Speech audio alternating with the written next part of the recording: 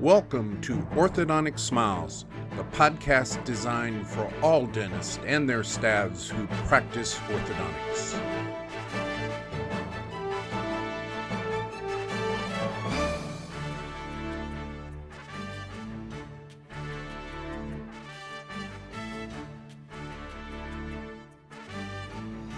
This podcast is brought to you by the American Orthodontic Society.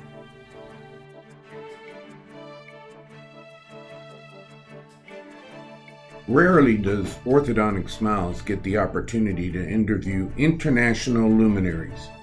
These famous dentists have toiled hard to achieve their fame. These luminaries of dentistry all are so famous that the dental profession relies on their expertise almost on a daily basis.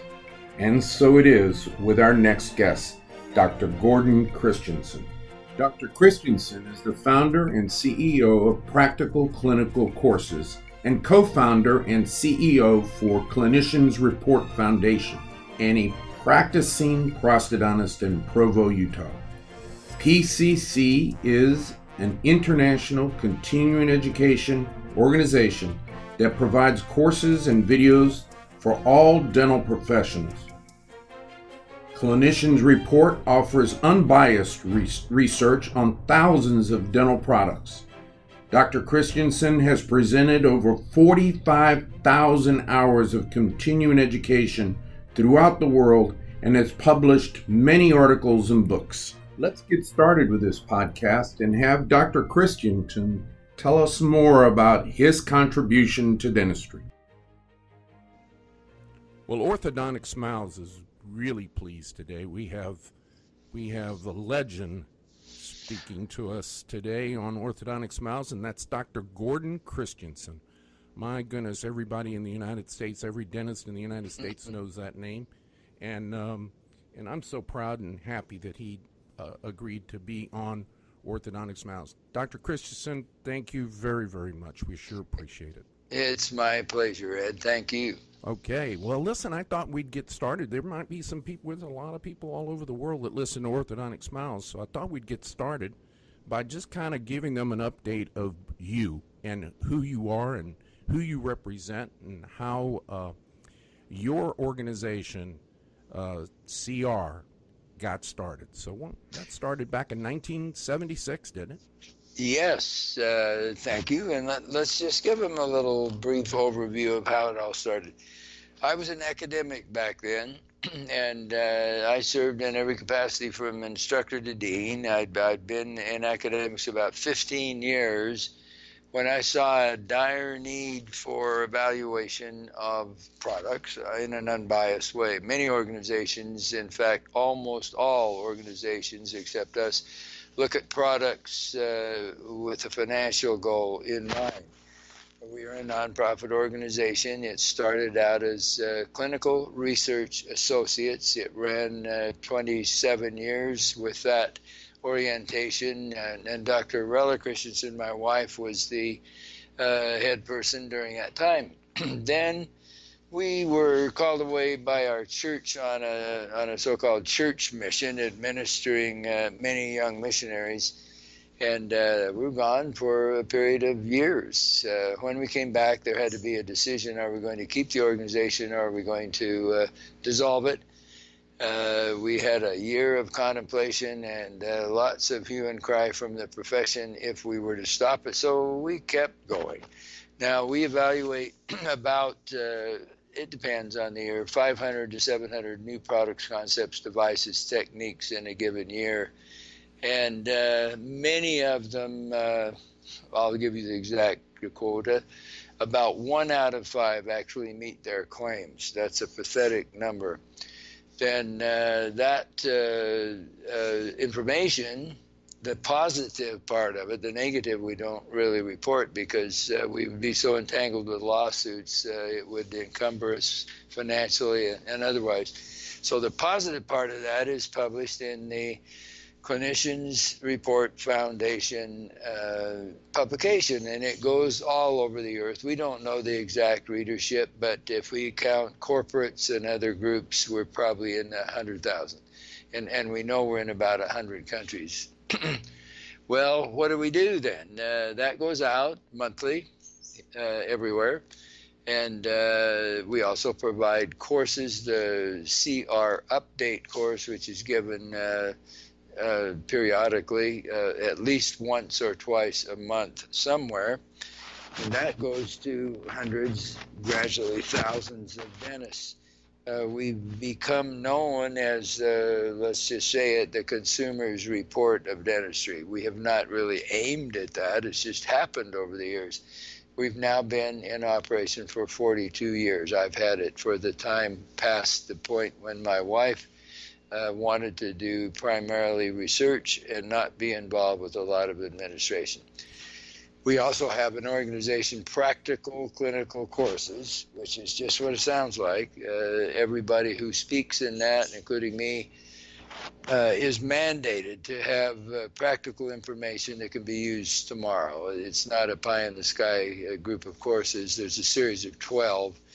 There are two websites for your listeners to observe. One is PCC, like Paul, Charlie, pccdental.com, and the other is Clinicians Report, just like it sounds, one long word, cliniciansreport.org, and both of those will give additional information. So that's just a brief history of what's happened. Why did we start it? Because we were seeing so many products that came out that just obviously were not meeting their claims, failures. And who had the problem?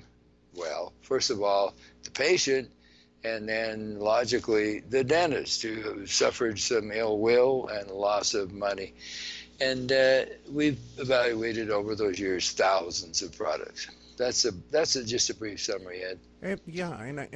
My question, and as I was reading through some of the things about CR, was I was wondering whether or not you had confidence in academia researching products and methods and technologies.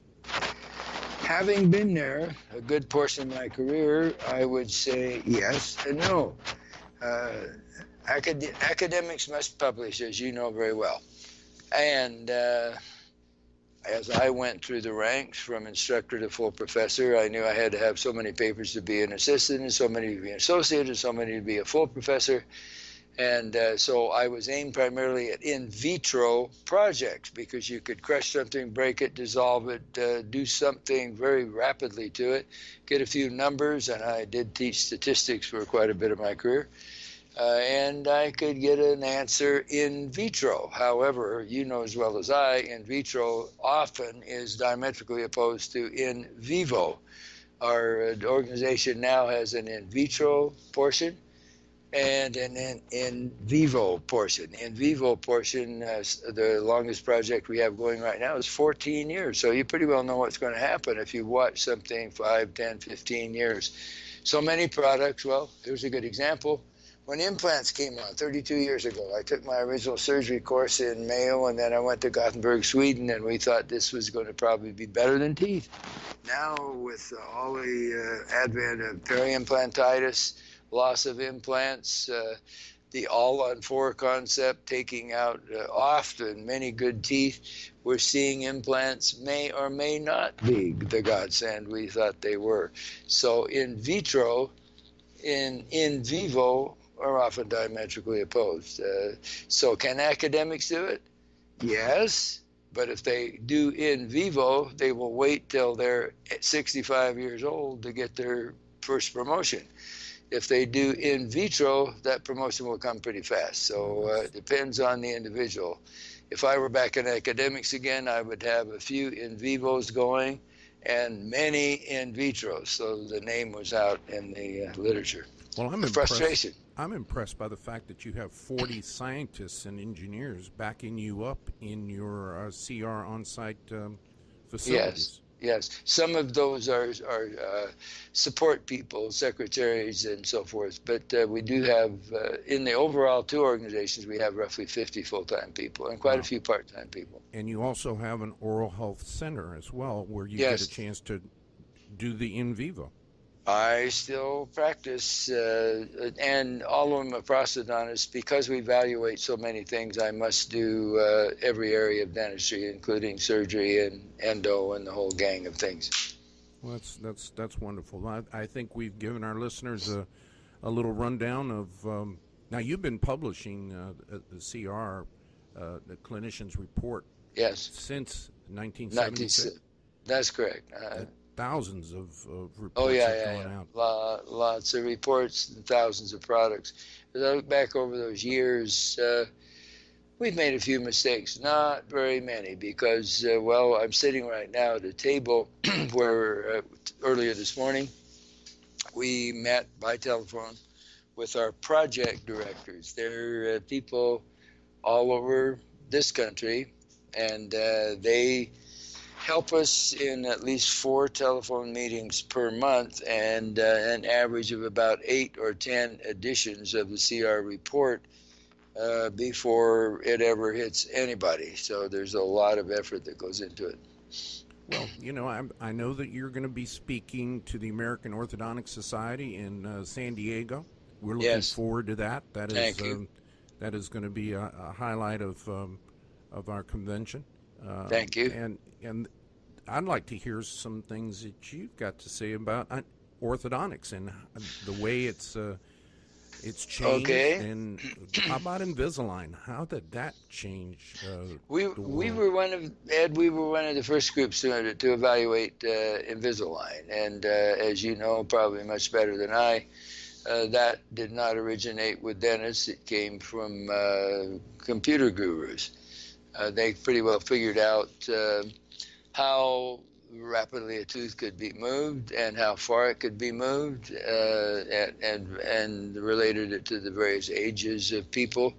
And it was quite easy to determine then how many of the series of splints had to be placed in there to do an adequate orthodontic movement. Invisalign has done a remarkable job, although many got into it early on and found out, wow, this is a little deeper than I thought. They were getting into cases probably a little too comprehensive for them. And so many quit using it. That was some of the early entries. Now I think most who get into it have their eyes wide open and know it's going to take more than just buying a bunch of trinkets and placing them in the mouth. So I think that was one of the significant things that happened. Well, what's it been, 25 years ago or more? I can't remember exactly. We've had so many of our members get started with Invisalign and ended up being some of our general dentists who got started and actually became some of the biggest promoters and producers of and users of Invisalign. And then I can think of 2 off the top of my head that just stopped completely. Yes. Well, they found out it was had to have more in-depth information than just reading a brief pamphlet and starting. It's like anything else. I look at sleep medicine now, or I look at some of the other things in occlusion that might on the surface look like they could jump into it easily, but then as soon as they get in, they find, am I going to be adequate with my return on investment, or should I just stay with my normal things? So it's interesting to see what's happened in many areas. Well, you've always felt that orthodontics is something that can be done by general dentists and pediatric dentists. Yes, no question. Interesting to me. I'll tell you a story that I hope I won't offend anybody. I was in a cocktail party a while ago, and I don't even happen to drink. And I was standing with an orthodontist, and a layperson in the conversation said, "Well, Christensen, what do you do? What's your vocation?" And I said, "I'm a dentist." And then he asked the next guy, the orthodontist, "And are you a dentist?" "No, I'm an orthodontist." I guess he just skipped dental school. A little frustration that orthodontics, especially, has been segregated almost, from its origin, from the rest of the profession. not taught in dental schools to any degree other than how to spell it. I think it's very unfortunate that it has remained aloof from the mainstream of dentistry. And I'm delighted to see general dentists and pediatric dentists get involved with it, because like any other specialty, the typical general dentist should have a significant knowledge of orthodontics and be able to know when to refer, when not to refer. But I believe that way about any specialty. In my own specialty, prosthodontics, I'm happy to tell anybody anything they want to know. In our oral surgery courses, the same is true. If a person just keeps saying refer, refer, refer, they're not teaching in practical clinical courses. They can go teach their own clan. I strongly believe that dentistry itself is a specialty of medicine, and that what we call specialties in dentistry are subspecialties, actually. And I think we have to know something about everything in our major specialty, which is dentistry. I know that wouldn't be shared. That opinion wouldn't be shared by some specialists. No, that's true. But the American Orthodontic Society is primarily made up of general dentists and pediatric dentists, and I think we do a fantastic job of teaching very, very high quality orthodontics. Yes. To the general dentist. When I was dean of the Scottsdale Center, the continuing education center in Arizona for several years, and I recruited orthodontists who had the same feeling that I do to actually teach general dentists, and I actually visited some of the offices, and the quality of orthodontics was excellent, done by general dentists and pediatric dentists. Yeah, I got into a discussion this past weekend with an orthodontist who spoke at our Diplomate conference this past weekend in Fort Worth.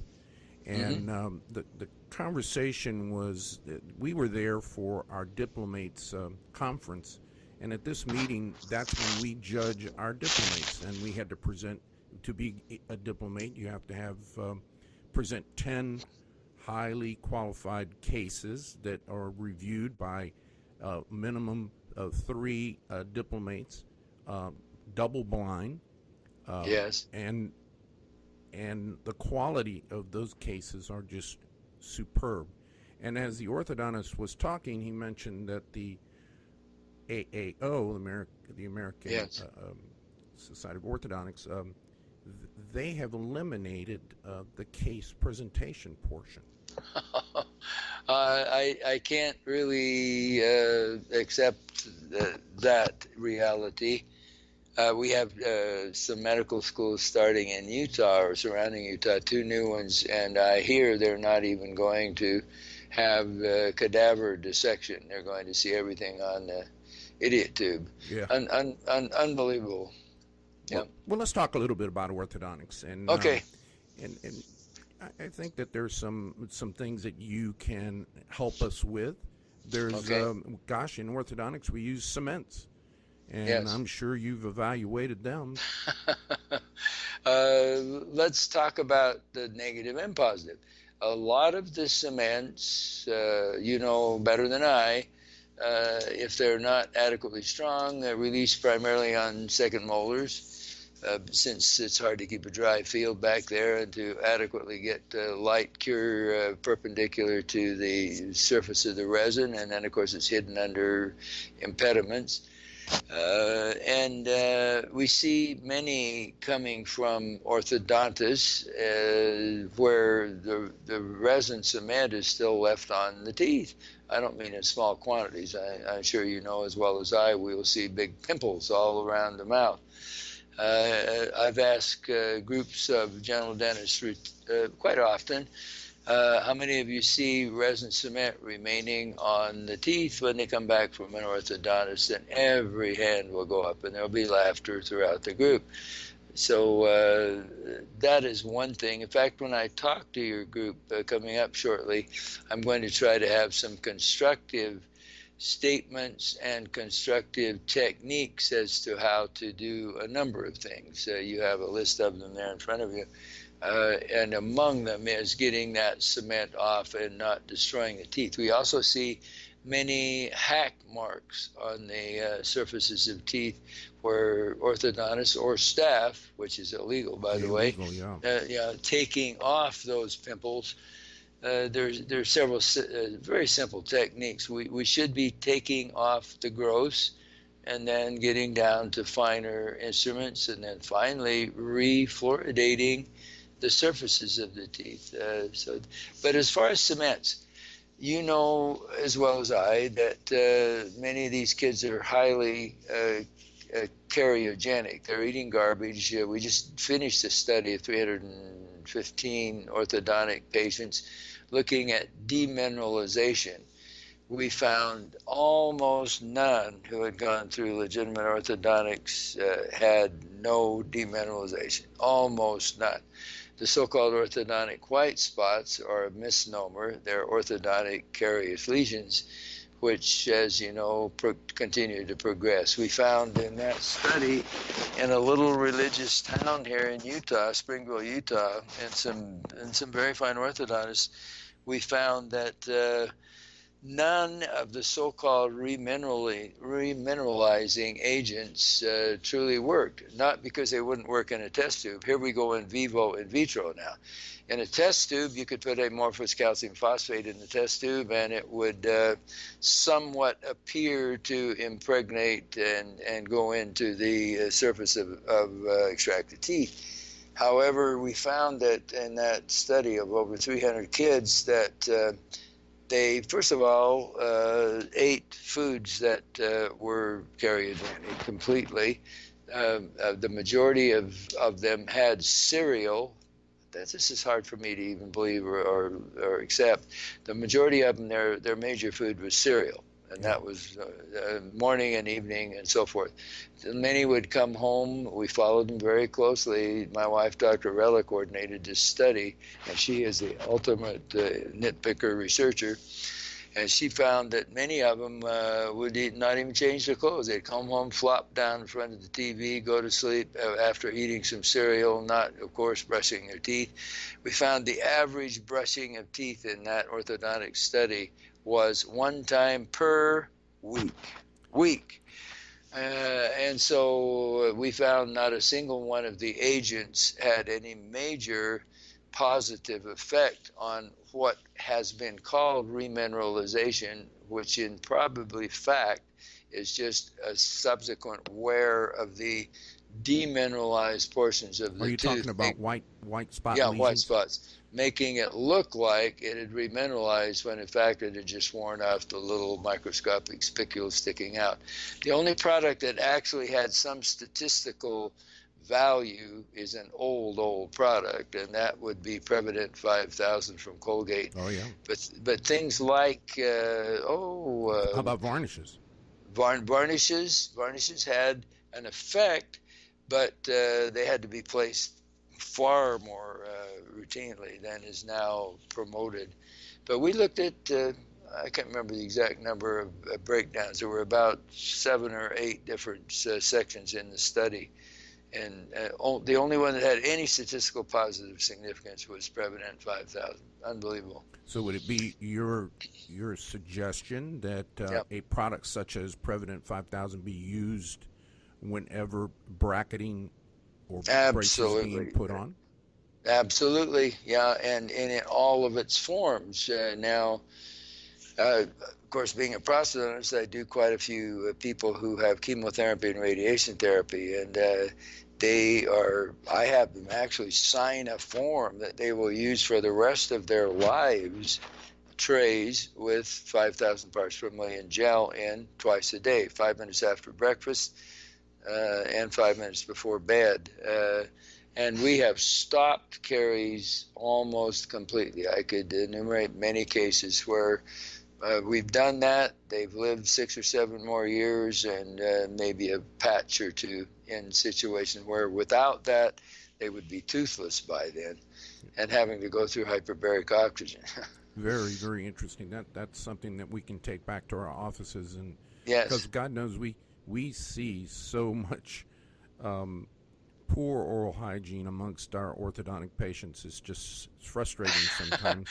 Ed, when we looked at we had a very, very sophisticated grid system, and Rella's team did 25,000 photographs.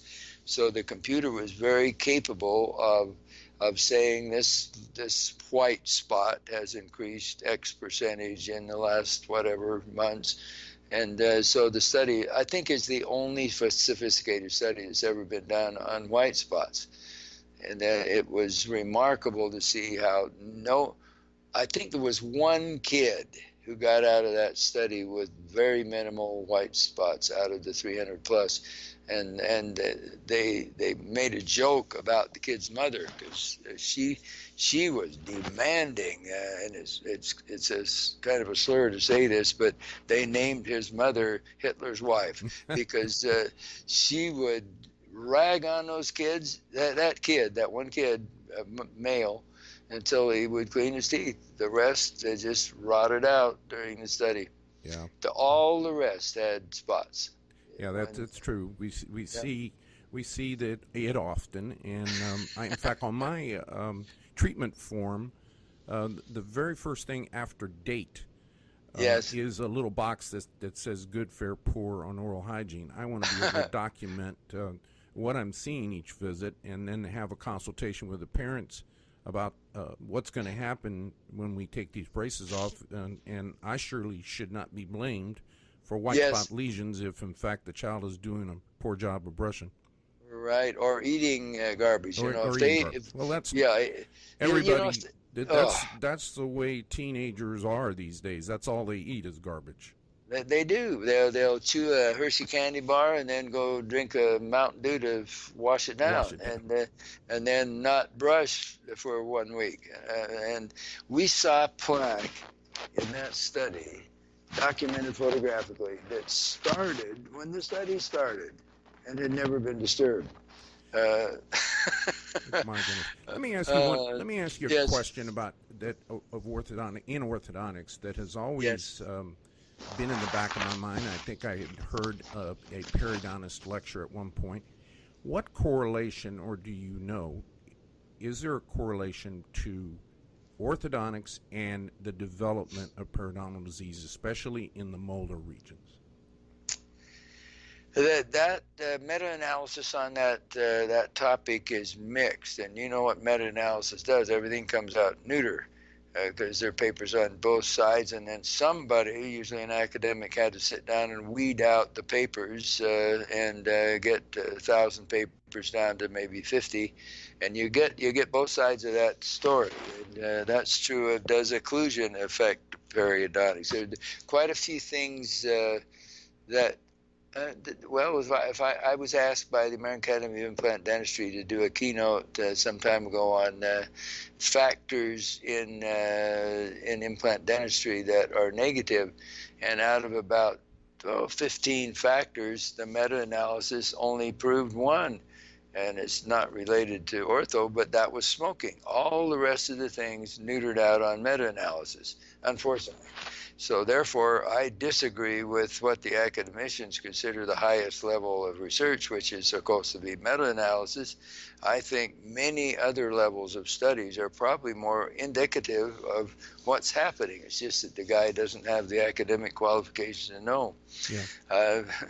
That really frustrates me on that. I can't answer the question because there are papers on both sides of it. Well, give me your evaluation in general, whether it be by general dentist or orthodontics. How are we doing in providing a service in orthodontics to our patients? Would you give us what kind of grade would you give us as far as? I would say wonderful. I've seen kids, of course, being a prosthetist, I get totally maimed people very often, and I get quite a few cleft palates and other kinds of situations which are very physically and mentally debilitating to the patient. And a person going through orthodontics who had miserably crooked teeth, I do have a PhD in psychology as well, changes their whole life, their life. The only thing people see when they see an individual is their face. You can hide every other part of your body, at least temporarily. You can't hide your face. So a scar, a birthmark, one eye out. I've done a lot of maxillofacial pros, a nose off. Their life is miserable, and they're never able to achieve what they would have done with a normal appearance. So what I see in orthodontics aesthetically is fantastic. What I see functionally needs some help. We can talk about that when we get to the meeting in Southern California. Yeah, you're talking about the occlusion and the way it comes together. We're really pushing in American Orthodontic Society. We're structuring a new protocol on teaching our members about occlusion, as well as the Andrew's 6 keys of the occlusion after orthodontics. We're evaluating them. We're teaching them specifically, and it all is based on Andrews. But Roth, who came up with the functional portion of orthodontics, plays a major role in that. So I feel as though that when we finally get this in place, that we're going to have much less problems with occlusion because of the quality of the brackets and the ability for that straight wire appliance to put the teeth in the proper position. And there are, I don't know exactly what I'm going to talk about on your upcoming meeting, but things such as you just brought up, and again, we've got controversy, should canine rise be present or not after ortho, and how about root resorption caused by too fast movement, or when does occlusal equilibration occur? Immediately after removing wires or subsequent sometime? How about tipping teeth rather than moving bodily before implants? There are a lot of things that we can discuss in that meeting. Moving third molars into second molar areas. That typical restorative dentists see these things, don't understand whether it's good or bad. So there are quite a few things in the physiologic orientation that we could have some good discussions on. Can you comment on, there's still a bit of a controversy out there about whether or not early treatment orthodontics as opposed to late treatment orthodontics, using growth as the help and the stabilizer for the proper growth. Yes, that whole topic is probably as pertinent as anything that could be discussed. Obviously, the earlier it's done, the more active is all the physiology, and the movement is obviously faster. But then the stability has to be there as well. The matching of tooth size to skeletal size. That's a wide subject, Ed. Yeah, no, it sure is, and I'm being a pediatric dentist, and I do a tremendous amount of early treatment orthodontics. Good. And there's always you get into the discussion of the fact that you're expanding the cuspids, that's not stable. Well, it's my opinion that if you do it early enough and you can expand in the arches early enough, then the tooth erupt into bone that is there, so it is stable. That's right. Yeah, and it's much more stable than trying to expand the cuspids in a 13 or 14-year-old. When you're doing it with a 7 or 8-year-old, it's a whole big difference. And that brings me to retention. How do you feel about retention, and how should it be done? And do you think you should have a wire on the backside? Should you use an Invisalign retainer? What do you think? Well, I see everything you just said. In fact, I had a patient just yesterday that had a wire across the lower anterior and a tongue thrust post-ortho, and of course no anterior touching of the teeth at all. And I think, could this have been done without the wire? Had they cured the tongue thrust first? I have... Well, two of my grandkids have been through ortho and had minor relapse. but have been using just the Invisalign type of guard to keep that movement from occurring. I think if as stable as occlusion can be after the ortho, and then not just depending on wires or other modalities to keep them in place would be appropriate. I strongly prefer minor occlusal equilibration relatively soon after ortho has been completed, assuming that the person doing the orthodontics feels that that is a stable location for occlusion. You know better than I that if something isn't stabilized occlusally, the teeth want to rotate or move right back where they were. So those think are the obvious things, but I feel like there has to be a little bit of time right after you get out of braces. I always tell the patients, I said, look, let's give it a little bit of time. I mean, these have been like cows that have been pinned up for a long time, and we're just going to open the gate, and they're going to move a little bit. Oh, sure. So let's give them the time to settle into place, and then we'll look at the occlusion, and if there needs to be some equilibration, then we'll do it at that point. Sure, right. Well, this is going to be an exciting time in San Diego. You're going to be there and talk to us about subjects that are like the ones we've just talked about today. But you're bringing many, many more subjects. I know I've seen the list of things that you've suggested that would be interesting to us. So I look forward to meeting you in person. And thank you. I can't thank you enough for being on Orthodontic Smiles. This has been one of our really interesting podcast. You're sure a wealth of knowledge, and I thank you so much for being on. Well, Ed, it's been my pleasure and honor to have a moment with you, and I'll look forward to the San Diego meeting. Great. We'll see you there. Thank you, Dr. Christensen. This is your host, Dr. Ed Gonzalez. I want to thank you for listening to Orthodontic Smiles today. If you enjoyed our broadcast, please click the subscribe button. We'll be in touch with you in the future about our further broadcasts. Thanks for listening.